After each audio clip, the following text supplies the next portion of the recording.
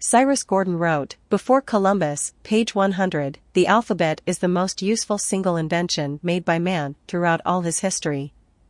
With the ancient cumbersome systems of writing like the Mesopotamian, Egyptian, and Chinese, popular literacy is impossible. The alphabet with such a limited repertoire of signs brought literacy within the grasp of whole nations and made universal education possible.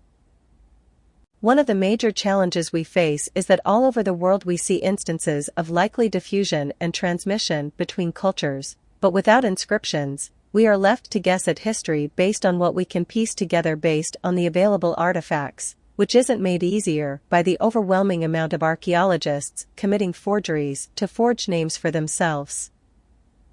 Grant also conceded, the Etruscans, page 37, the extent to which these and other borrowings from the Near East came to Etruria indirectly through Greek intermediaries, or directly without any such mediation, is disputed, but at all events a great deal of the Etruscan civilization was derived, in one or other of these two ways, from the Phoenician region.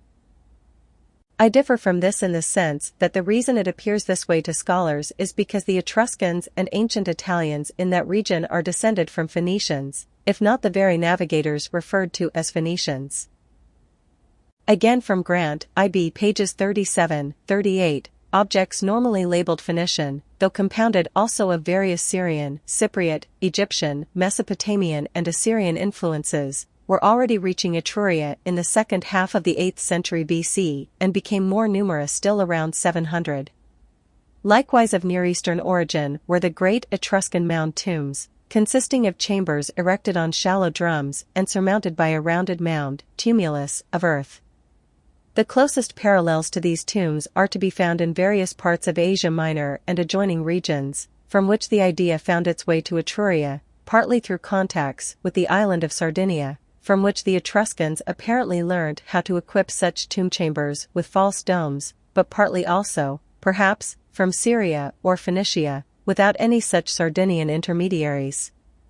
Within the tombs, objects of varied Near Eastern character are found.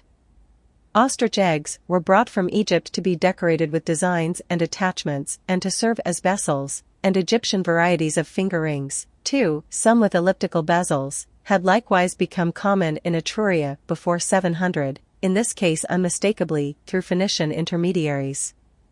The ivories found in Etruria are also particularly suggestive of the Phoenicians, who brought the material from Asia and West Africa and were famous for their engraving of it, once again characteristically incorporating motifs from various surrounding cultures.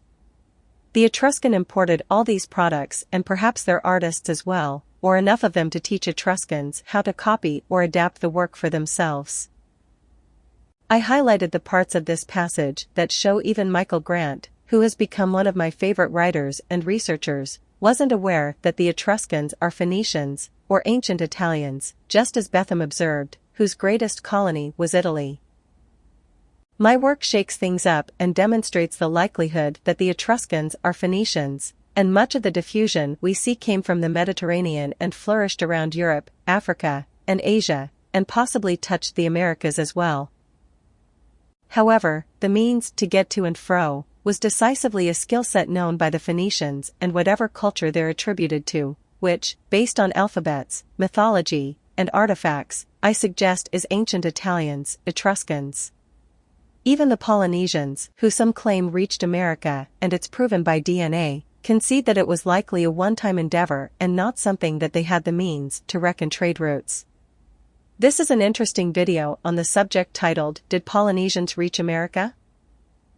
I see some interesting words laid up in Polynesian, from pol/bol, Lord, to Nesians, Nishans, as in people of Mount Nissa or Nissa, but I'm not ready to write about it yet because it's anecdotal. According to Grant, the Etruscans, page 34, the Phoenicians, were said to have been the first people who ever navigated by observing the stars, traveled beyond sight of land, sailed at night, and undertook voyages in wintertime. The Phoenicians may have possessed Tartessos. There is an archaeological site with a peculiar symbol preserved in it, which, if authentic, is another proof of diffusion and will help date the site. What do you notice in the following photo? If you don't recognize the symbolism, July's end with black swans will be of great assistance. Click the image. Become a member to access the rest of this article.